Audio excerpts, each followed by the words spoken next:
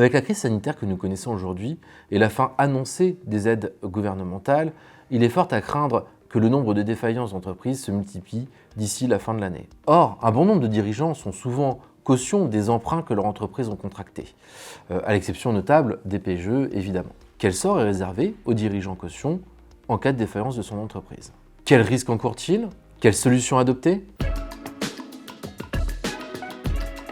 Tout d'abord, la loi ne prévoit aucune mesure de protection pour la personne morale qui serait caution. Elle peut être poursuivie.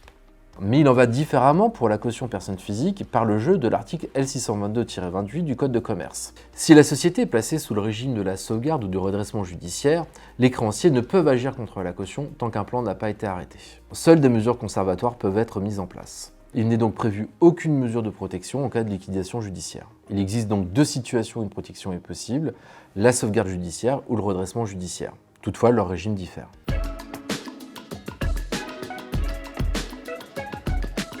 Dès lors que le plan de continuation est arrêté par le tribunal de commerce, 10 ans maximum, la caution peut s'en prévaloir dès lors que le débiteur principal en règle les différentes échéances. La caution ne peut donc être recherchée. De plus, le cours des intérêts légaux ou conventionnels s'arrête au jour du jugement d'ouverture. Le montant des intérêts et des majorations de retard est donc définitivement fixé.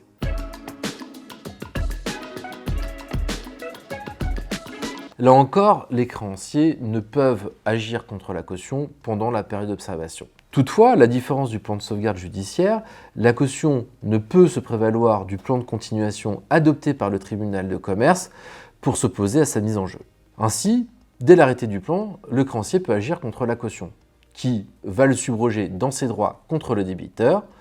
Elle sera donc payée selon les modalités et délais du plan. Vous l'aurez compris, c'est donc la procédure de sauvegarde judiciaire qui offre le régime le plus protecteur à la caution.